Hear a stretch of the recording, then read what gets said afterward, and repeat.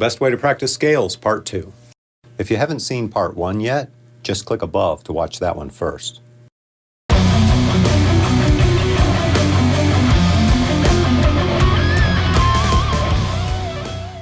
Back in part 1, the first thing that I covered was that the scale is not the pattern. It's really the pattern plus the tonal center. And when you put those two things together, that's when you get the scale. And what's the tonal center? Well, when we look at a scale, we call that the root. But the key to realize is that when you're playing a scale, that's actually sound. It's actually music. So just thinking that something is the root doesn't really make it the root. You actually have to hear it as the root. How do you make it the tonal center? How can you be sure that as you're playing a scale pattern, you're hearing the root as the tonal center? And that's really the critical question here, because if you don't get the tonal center part right, then you might be learning the patterns, but you're not learning how those scales actually sound, which means you can't really use them. And of course, you're learning scales so that you can use them. Isn't that the whole point? The easiest way to do it is to play that root as the lowest note in the scale pattern. Play that root first. That will orient your ear to hearing that note, and then you hear the rest of the notes in relation to that first note. Play the C major scale and you start on C, you're going to hear C, and then you're going to hear the rest of the notes as they relate to C. You're going to hear the quality of a major scale. But those same notes are actually also the A minor scale. If you started on an A note, played the A and got that in your ear, and then played those same notes of C major, even if you think I'm playing C major, you're not. You're actually hearing A minor. We always want to practice our scales in a way that reinforces the correct tonal center. That was easy to do when we were playing those big 6-string positional shapes. It's easy to play the root note first because it's the lowest note in the pattern, but that's not always the case. As you move up the neck and you play, let's say, the A minor scale in a different position, the A note is not in the bottom of the scale. So what you'll want to do is play it first anyway.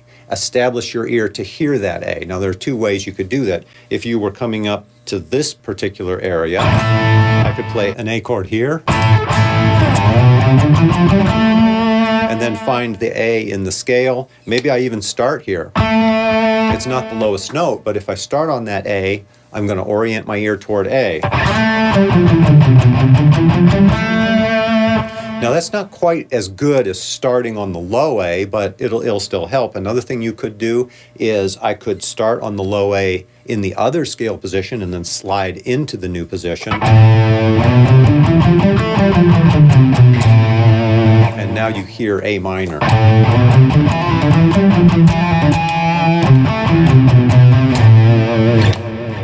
As you go higher up on the neck, though, that might start to get a little inconvenient to come down here all the way to A and then go up one at a time. Like that. So what you might do is start here on this A. Another way to reinforce it would be to play the full arpeggio. So if I play an A minor arpeggio in this position,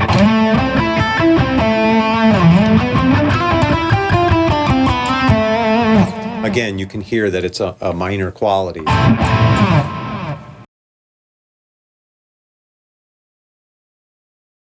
Your note choice can also determine the quality that you pull out of the scale. If I start playing this scale, even if I start on A and I'm hearing it as A, if I wind up and I wrap around and land on C, you're going to hear it transform into a major scale.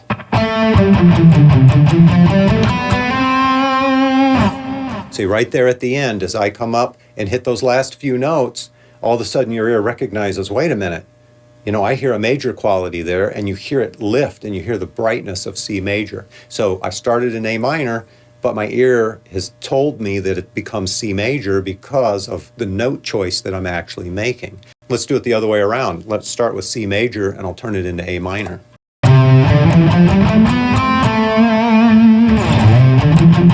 Major,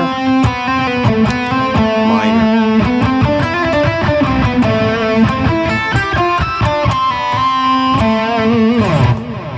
Here it is in the next position, minor.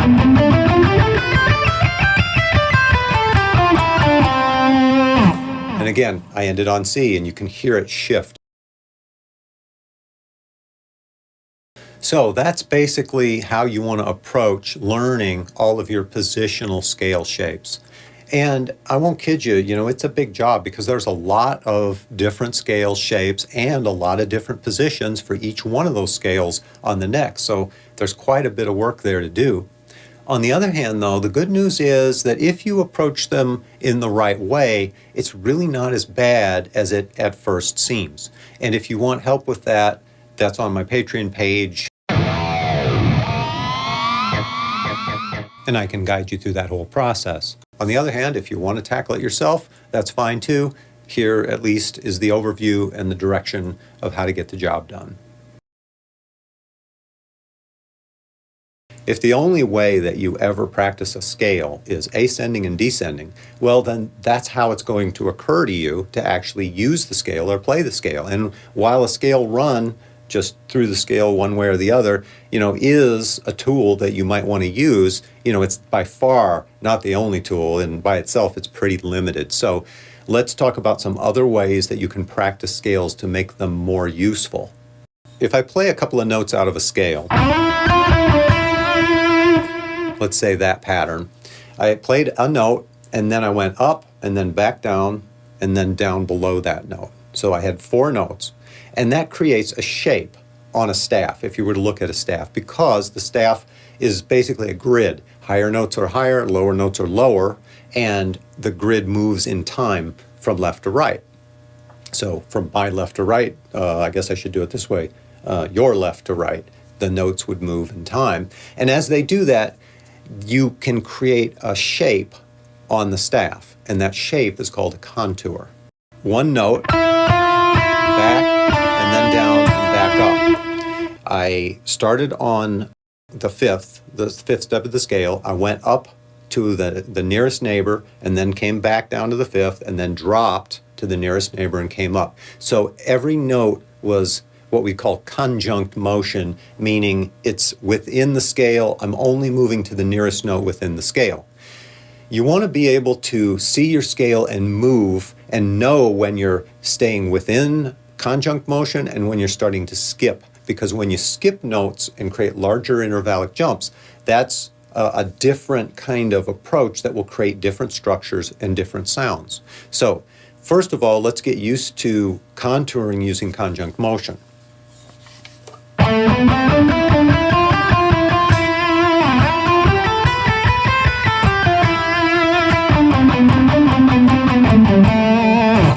So there, I'm just improvising. I'm just making up some lines. I'm dropping them into musical phrases so they make some kind of rhythmic sense. But every note that I'm playing is connected to the last note. It's only a jump of one note in the scale. I'm not skipping anything in the scale. So there's a way to practice moving around using contours. You can just make them up on your own. A contour, however, can be regular, meaning we could start on a given note of a scale, a given step of the scale, and then we could make a little pattern that maybe wraps around that, and then I could take the whole pattern and then I could drop it down and do the same idea starting on a different step on the scale. So for example, if I did this, that would be one contour, and then if I dropped it down, it would be there.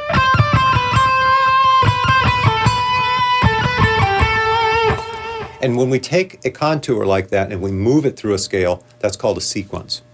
The simplest sequence would be 3 notes. If I started, let's say, at the bottom of a scale and I went up 3 notes, and then I dropped to the second note, the second step of the scale went up 3 notes, I'd go 1, 2, 3, and then I'd go 2, 3, 4, 3, 4, 5, and I could keep rising up through the scale like that. It would sound like this.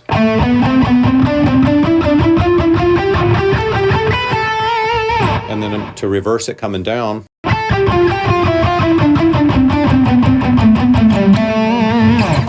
The big benefit of that is that it begins to teach us exactly where each note is relative to the notes that are higher or lower in that particular scale. So you know where the next higher note is, where 2 notes higher, and you'll be able to see it and kind of get it more intuitively. Positional shapes are complex enough patterns that they tend to obscure that information. It's easy to see this on one string at a time because on one string, lower notes are this direction, higher notes are this direction. So if I wanted to do a sequence of threes, it would be like this.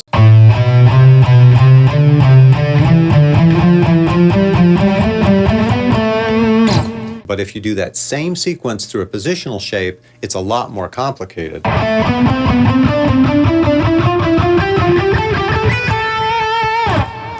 When I rise up to the next string, I actually have to jump back on the frets. And jumping back on that fret, it's still a higher note than the higher fret on the lower string. So what we really have in a positional shape is we have a bunch of separate chunks. Each one rises this way, it goes back and rises on a higher string, then it goes back and rises on a higher string. Now, conceptually, that's pretty easy to understand. But when you're in the middle of a large positional shape, and you need to decide, wait a minute, where is the next higher note? Where is the next lower note? It's not so easy. And when the sequences get more complicated, it gets even harder. Fours. Coming down in sets of fours.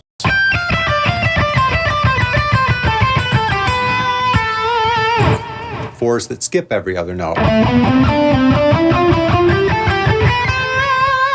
Or what about fours that might be a pattern like this?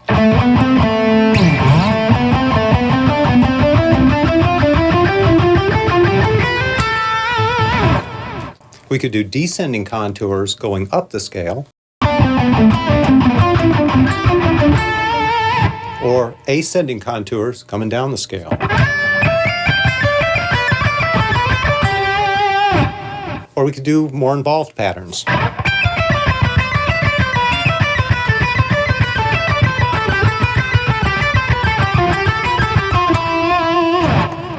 What if I start introducing skipping notes in the pattern? And then I want to sequence that.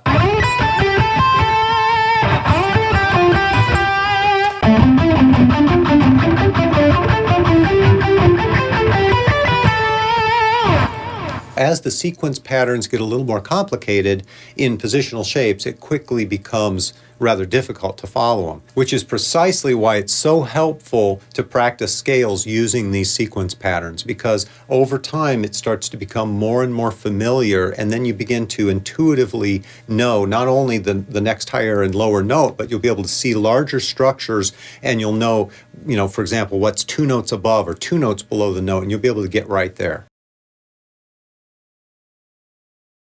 And what that causes is the ability to hold the musical structure in our mind, which is a little more simple than the way it actually plays out on the fretboard. And we can see the simplicity here, and we can apply it here, and then we'll be able to play different kinds of patterns, different kinds of structures, and use those scales in different ways than we ever would just looking at the guitar neck and seeing a pattern. You begin to play more out of the sound in your mind and the structure, the abstract musical structure that you become aware of.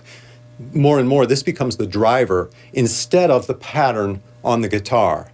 And this is what we really want, because you don't want to be just playing patterns and then be surprised when you hear what the notes sound like as they come out. What you really want is to know what the fretboard sounds like so that you have an idea of what you want to play, and then you move your finger to the right place to sound what it is that you hear. See, we want to connect the pattern with the sound. And that's what this really helps accomplish. As you do more and more scale contouring and scale sequencing, you start being able to really hear these regular patterns and know what they're going to look like on the neck. So there's the general idea. You can see that these do become pretty complicated pretty fast, and then the question becomes, well, which ones are most useful? Which ones should I practice? How much of this should I practice versus this versus that? Well, again, for all that good stuff,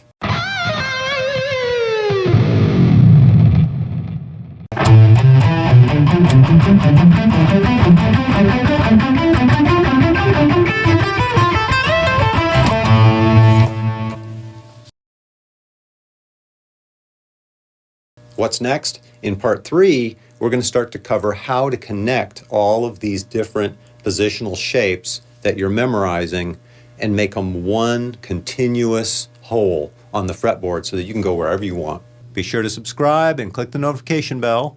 I'll see you in the next video.